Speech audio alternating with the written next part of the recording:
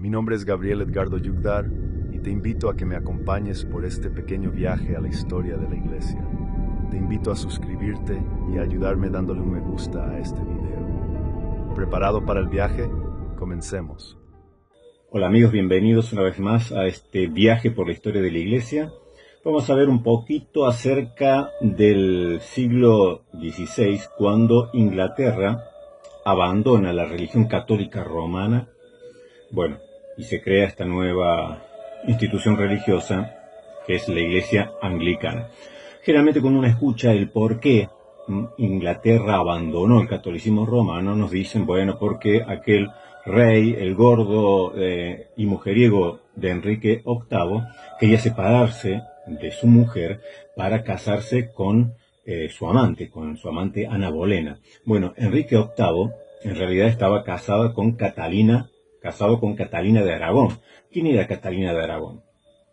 Era hija, ni más ni menos, que de Isabel I de Castilla y Fernando II de Aragón, es decir, de los reyes católicos. Ustedes saben que en el reino de España, princesa se le llama únicamente a la que es heredera al trono. Si es mujer y heredera al trono es princesa, como en la actualidad la princesa Leonor.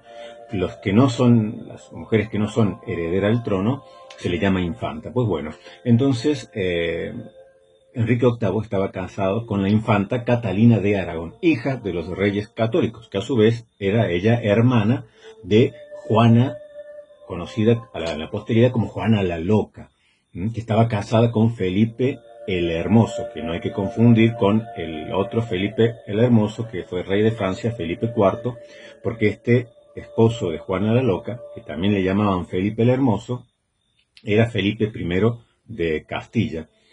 Bueno, entonces Catalina de Aragón además era tía de Carlos V. Carlos V, emperador de Alemania, de Sajonia, que a su vez era Carlos I, rey de España. El gran emperador Carlos V, el gran rey Carlos, al cual se enfrentó Lutero. Todos sabemos en la Dieta de Worms. Bueno, esta Catalina de Aragón, esposa de Enrique VIII, era tía de Carlos, del emperador Carlos V de Alemania, Carlos I de España, porque era hijo de Juana la Loca y de Felipe el Hermoso, Felipe I de Castilla.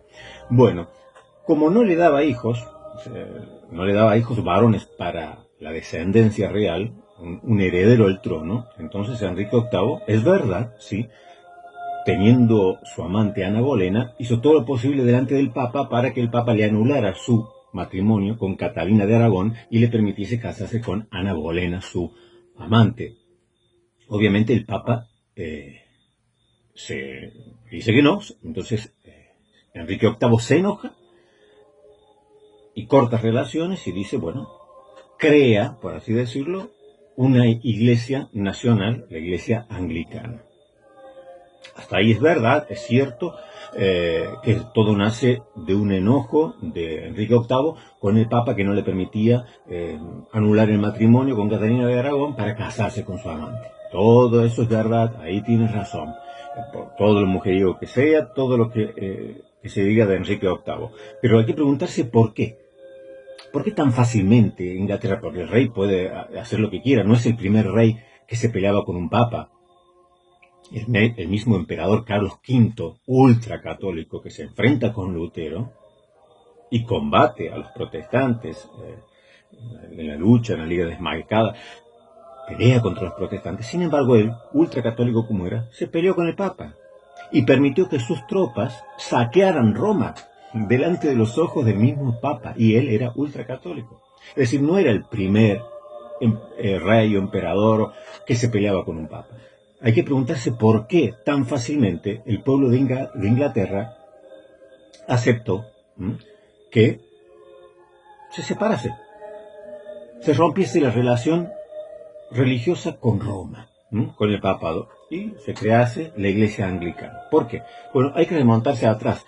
Ustedes recuerdan estuvimos viendo acerca del gran Papa Inocencio III, donde el papado llega a su máxima expresión del siglo XII a comienzo, del siglo XIII a comienzo del siglo XIII, Inocencio III, el gran Papa Inocencio III, bueno, que es la época, como vimos, de los cátaros, de los albigenses. Bueno, a finales del siglo XIII surge otro gran Papa, conocido por nosotros, Bonifacio VIII, el de la famosa Bula Unam Sanctam, que decía que era de suma necesidad para todo ser humano estar sometido al Papa, de lo contrario no es posible salvarse sino estar sujeto al Papa. Bueno, esto a finales del siglo XIII.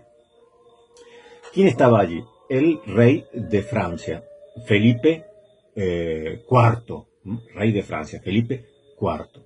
Felipe IV quería una iglesia más nacional, porque, como vimos a principios del siglo XIII con Inocencio III, cuando se hace aquella lucha contra los cátaros, contra los albigenses en Occitania, es decir, en la parte sur de Francia, en el Languedoc, dijimos que Francia estaba constituida por...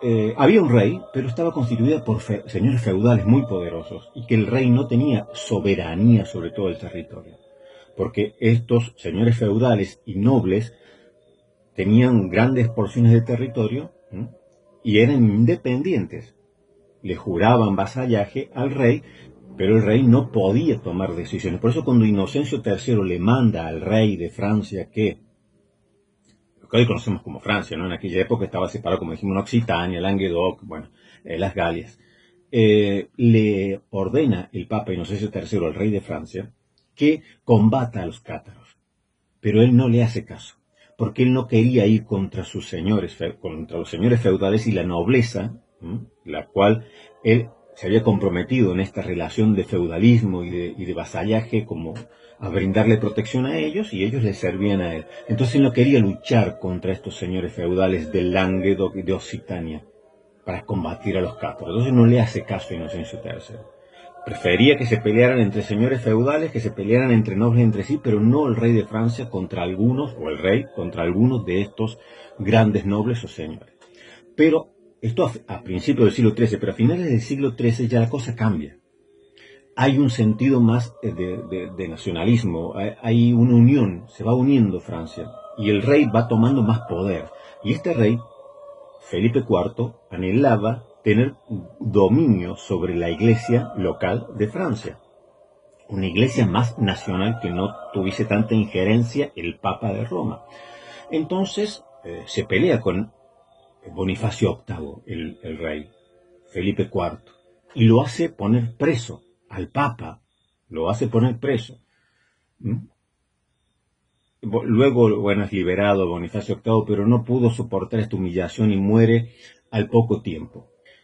El rey de Francia, dijimos, Felipe IV, logra que nombren a un papa francés. Una vez que muere Bonifacio VIII, logra, por medio de su poder, obviamente político, de que nombren, o casualidad, un papa francés.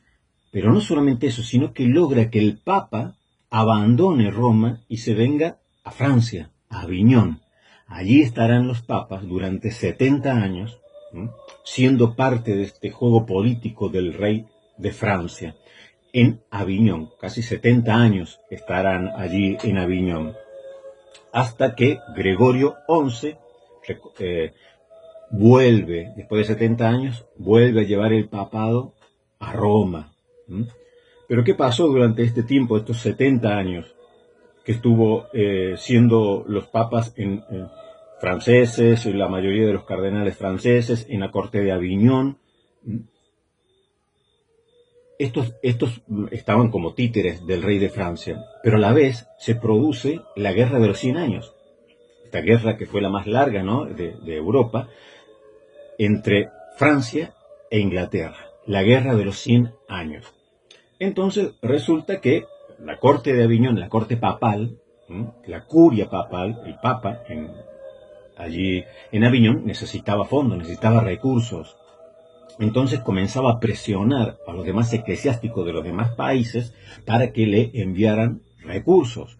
Entonces empezó la compra y venta de cargos eclesiásticos. Recordemos que también esto luego lo vimos cuando en el siglo XVI Alberto de Brandeburgo o Alberto de Maguncia o Alberto de Magdeburgo, porque como tenía 3 arzobispados, había comprado 3 arzobispados, tenía todos estos títulos.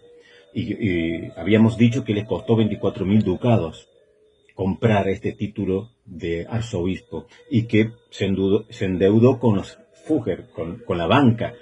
Entonces, para pagar, además de ser arzobispos, al de ser arzobispo en 3 sedes, este también era príncipe elector, Alberto.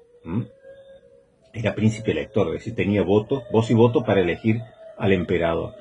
Entonces, hace un trato con el Papa, porque se había endeudado con 24.000 ducados para comprarle al Papa el cargo de arzobispo, su tercer arzobispado. Entonces dice, bueno, vendamos indulgencias, ya como que él era príncipe elector, además arzobispo, religioso, dijo, bueno, vendamos en nuestros territorios indulgencia, una parte para el Papa y la otra parte para mí, para pagar la deuda que tengo con la banca. Entonces, allí es cuando él es el que trae a Juan Tetzel, aquel dominico que predicaría las indulgencias, y bueno, esto da lugar a la reforma protestante con Lutero. Entonces ya en esta corte de Aviñón comienza desenfrenadamente por la necesidad de dinero, porque como alguien dijo, es decir, la curia romana, el papado podía vivir muchos años sin reformas eclesiásticas, pero no podía vivir muchas semanas sin dinero, necesitaba dinero para mantener toda esta corte principesca, ¿no?, de la curia de los cardenales. Bueno, en este juego de presión de dinero va recaudando. Entonces, ¿qué pasa? Inglaterra, los fieles ingleses, pagando a la curia, pagando a las iglesias locales tenían que enviar dinero a Francia, porque allí estaba en Aviñón el papado. Resulta que el papa le prestaba el dinero que recaudaba, una gran suma se la prestaba al rey de Francia para que éste a su vez le hiciera la guerra a Inglaterra. Entonces los ingleses comenzaron a decir, ¿cómo es esto? Nosotros damos el diezmo, tenemos que pagar esto, se nos exige cada vez más dinero, cada vez nos cuesta más mantener a la iglesia, porque la iglesia necesita dinero para enviarla a Francia, y resulta que ese dinero que viene de Inglaterra, el rey se lo prestan al rey para que le haga la guerra a Inglaterra. Una cosa de loco. Entonces ahí comienza Inglaterra a sentir recelos contra el papado. Por eso luego John Wycliffe predicará y nadie lo tocará en Inglaterra, porque es en este tiempo, entre la Guerra de los 100 años y luego el gran cisma de Occidente, cuando llega a haber 3 papas. Entonces Wycliffe predica contra todo esto, pero ya hay un sentimiento antipapal, un sentimiento anticatólico romano, porque veían que lo que ellos ponían en la iglesia de Inglaterra pasaba, obviamente, a Aviñón, al papado, el papa se lo prestaba al rey de Francia y Francia le hacía la guerra a ellos mismos, a los ingleses. Entonces comienza a haber un sentido de nacionalismo y comienzan a enojarse. Ya desde allí comienza a decaer el papado y a los ojos de los ingleses a sentir animadversión contra aquel papa que se supone que debería ser imparcial. Sin embargo, en esta guerra de los 100 años, no solo que está en Francia, abandonando Roma, sino que se pone del lado del rey de Francia y le presta dinero, el mismo dinero que recibe de los fieles católicos romanos ingleses, se lo presta para que le haga la guerra el rey francés a Inglaterra. Bueno, y como si esto fuera poco, cuando Gregorio XI lleva, después de 70 años en Aviñón, lleva nuevamente el papado a Roma, ¿qué pasa? Muere Gregorio XI, eligen un nuevo papa, Urbano VI. El pueblo exigió que fuera un papa italiano, estaban hartos de los franceses, entonces, ¿qué pasa? Eligen a Urbano VI. Pero después los cardenales franceses se echan para atrás y dicen, no, los vimos obligados, nos forzaron a elegir este papa. Así que eligen un nuevo papa, Clemente VII. Pero Urbano VI dice, yo no renuncio, yo soy legítimamente elegido. Y se queda en Roma. Clemente VII, el otro papa que eligen, dice, no, yo también soy elegido aquí por los cardenales, aquí yo no voy a renunciar. ¿Qué hace? Se vuelve a Aviñón. Entonces en la cristiandad, en el siglo XIV, queda un papa en Roma, dijimos Urbano VI, y un papa en Aviñón, Clemente VII. Luego Clemente VII muere y los papados son más largos aquí en Aviñón porque solamente hay 2 en este periodo. Luego lo sucederá Benedicto XIII, el Papa Luna. Finalmente, bueno, van muriendo los papas en Roma y queda el último Gregorio XII. Gregorio XII y Benedicto XIII. Pero había cardenales que estaban disconformes con el Papa de Roma y otros estaban desconformes con el Papa de Aviñón. Así que estos se juntan y eligen otro Papa, un tercer Papa. Y ninguno de los 3 quiere renunciar porque los 3 se consideran válidos. Así que llega un momento en la cristiandad que hay 3 papas. Que dice aquí en voy a leer un poquito, solo breve, de este historiador, de este libro acerca de la reforma de Will Durham. Dice: la mitad del mundo cristiano consideraba hereje, blasfema y excomulgada a la otra mitad. Es decir, la mitad que estaba con el Papa de Roma consideraba excomulgada y hereje a la otra mitad que estaba con el Papa de Aviñón. Y los que estaban con el Papa de Aviñón consideraban hereje al resto, ¿no? Cada bando pretendía que los sacramentos administrados por sacerdotes de la opuesta obediencia carecían de valor y que los niños bautizados, los penitentes confesados y los moribundos ungidos por ellos continuaban en pecado mortal y estaban condenados al infierno, o al mejor caso al limbo si los alcanzaba la muerte. Es decir, se excomulgaban mutuamente los 2 papas. Luego llega a haber 3 papas. Recordemos que Santa Catalina de Siena estaba a favor del Papa de Roma y abogaba por el Papa de Roma y decía que ese era el Papa legítimo. San Vicente Ferrer, sin embargo, otro santo de la época, decía que no, que el Papa legítimo era el que estaba en Aviñón. Así que hasta los santos se peleaban entre sí, porque cada uno estaba de un bando. Hasta que llega a haber 3 papas. Llega a estar, dijimos, llega a estar Gregorio XII en Roma, Benedicto XIII, el Papa Luna, en Aviñón, y Juan XXIII en el medio, a mitad de camino, el tercer papa. Juan XXIII es el que le hacen convocar el Concilio de Constanza, que allí en el 1417 se pondrá fin al Cisma de Occidente porque, como dijimos también antes, en esa época estaba en auge el conciliarismo. Estaban 2 bandos en la Iglesia Católica Romana, dentro de lo que sería el papado, la curia. Estaban los papistas que decían que el papa tenía autoridad sobre el concilio y estaban los conciliaristas que decían que no, que ningún papa tiene autoridad sobre un concilio, que un concilio tiene mayor autoridad que el papa, por lo tanto puede ponerlos o deponerlos, y que un concilio es la máxima autoridad de la iglesia, que tiene que estar conformado por fieles, por laicos, y por todos los demás integrantes de la jerarquía también eclesiástica. Un concilio ecuménico está por sobre el papa. Para demostrar esto, ¿qué hacen? A los 3 papas que hay los quitan. Dicen, ninguno de ustedes son válidos, le quitan la validez. A Gregorio XII, a Benedicto XIII y a Juan XXIII, dice, se acabaron. Ninguno de ustedes son 3 papas. Elegimos uno nuevo, Martín V, que era de la poderosa familia de los Colonna. Siempre mencionamos que en Italia las grandes familias, las poderosas familias de Italia siempre procuraban tener un familiar suyo en el papado porque se los beneficiaba. Los Orsini, los Colonna, como en este caso Martín V, los Frangipane, los Medici, los Borgia, todas estas familias siempre estaban colocando allí papas porque esto les concedía poder a sus feudos, a estas familias grandes y poderosas. Bueno, de esta manera, toda esta situación, la guerra de 100 años, que el papado use el dinero que le enviaban de Inglaterra para dárselo al rey de Francia para que a su vez le haga la guerra a Inglaterra, un papa en Roma, otro papa en Aviñón, luego 3 papas. Todo esto hace que en Inglaterra y en los demás países, en Francia mismo, en Inglaterra, en Alemania, los nacionalismos vayan creciendo y este supranacionalismo que está sobre las naciones, que es el papado, vaya decayendo, vaya derrumbándose.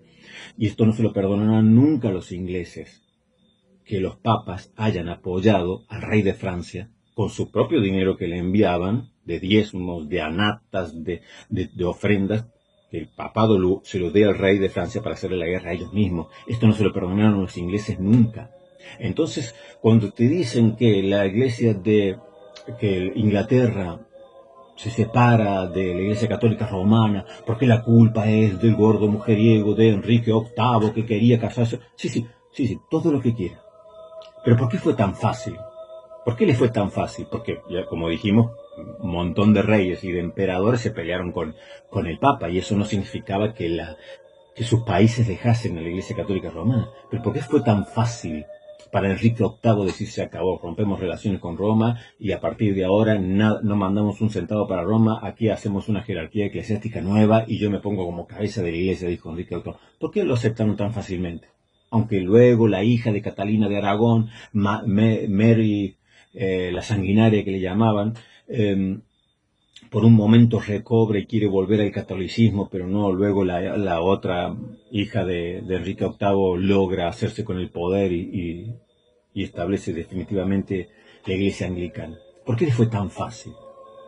Porque había un sentido nacionalista por culpa del papado, que en la guerra de los 100 años, en vez de apoyar o ser neutral, porque eso es lo que se pretendía del Papa, que sea neutral, en vez de ser neutral, no, estaba en Francia y apoyaba al rey francés con dinero de los ingleses para hacerle la guerra a los ingleses. Esto no se lo perdonaron nunca a los ingleses. Por eso John Wycliffe predica con tanta libertad en contra del papado. Aparte de esto, de la guerra de los 100 años, que el papado está en Francia, abandone Roma, se preste los juegos como un títere a los juegos políticos del rey de Francia. Luego viene el cisma de Occidente. 2 papas, 3 papas, excomulgándose unos con otros, una guerra entre santos, porque Santa Catalina de Siena apoyaba el de Roma y el de San Vicente Ferrer apoyaba el de Aviñón. El Papa Luna, Benedicto XIII, por más que le dijeron, no, fuera, usted no es más papa, él dijo, no, yo no renuncio. Se murió creyendo y proclamándose papa. Los otros 2 sí terminan renunciando, Juan XXIII y Gregorio XII terminan renunciando para que suba Martín V. Pero hubo una confusión, 3 papas en la cristiandad. Entonces todo esto fue minando, fue desmoralizando, diciendo, pues esta es la iglesia católica, esta es. Entonces para los ingleses, cuando llega el momento de Enrique VIII en el siglo XVI y dice se acabó, pues ellos dijeron, bueno, nos quitamos este peso de encima, porque ¿para qué nos sirve un papado? Sí, ya vimos lo que pasó con la guerra de los 100 años, ya vimos lo que pasó con el papado en Aviñón, ya vimos lo que pasó con el cisma de Occidente, es decir, que llega a haber 3 papas en la cristiandad excomulgándose mutuamente, y esto no duró unos meses, duró varios años. Entonces, por esto luego es tan fácil también que surja y ser como un reguero de pólvora la reforma protestante en Sajonia, en Alemania, por estas cosas, y en Inglaterra mucho más, por culpa del papado.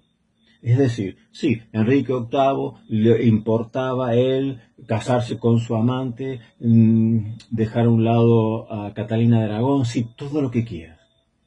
Pero encontró ya todo el terreno preparado. Si no lo hubiera hecho él, lo hubiera hecho cualquier otro, con cualquier otra excusa, porque el terreno ya lo habían abonado los mismos papas impresentables, los mismos papas que malísimo testimonio en la guerra de los 100 años, malísimo testimonio abandonando Roma y estando allí en la corte de Aviñón, malísimo testimonio cuando ya se produce el cisma, vuelven a Roma y encima se dividen. 3 papas en la cristiandad. Por eso cuando llega el siglo XV, el siglo XVI, es tan fácil que surja y por todos lados la reforma protestante. Y en el caso de Inglaterra, la gente tenía ya animadversión hacia el papado por todo lo malo que habían hecho los siglos anteriores. Entonces tengamos siempre en cuenta esto, no es solamente aquel gordito youtubero de Enrique VIII que mujeriego, que quería casarse con sus amantes, todo lo que quiera. Pero la culpa es de lo que hicieron los papas en los 2 siglos anteriores. Abonaron el terreno con su pésimo testimonio. Peores papas, malos papados. Llevó a la consecuencia de que Inglaterra, en el momento justo con Enrique VIII, sea lo que sea, y todo lo malo que quiera decir de él, pero cuando dijo nos separamos de Roma y del Papa, pues todos dijeron, bueno, claro, ya era hora. Y contentos todos se separaron, o por lo menos la inmensa mayoría dijo, sí, nos separemos. ¿Para qué? Bueno, queridos, espero que les haya sido de alguna manera útil el pequeño programa, este vuelo histórico, aunque lo haya mareado un poquito con tantos nombres, pero esto, en algún momento haremos videos distintos sobre cada uno de estos aspectos, la Guerra de los 100 Años, el Papado de Aviñón o el Cisma de Occidente. Pero conjuntamente todo esto produce que Inglaterra esté totalmente predispuesta en el siglo XVI a romper relaciones con el papado. Y que surge entonces la Iglesia Anglicana. Que el Señor los bendiga y nos reencontramos próximamente en estos pequeños viajes por la historia de la Iglesia. Esto ha sido todo. Muchas gracias por acompañarme en este viaje. No te olvides de suscribirte al canal para poder reencontrarnos próximamente.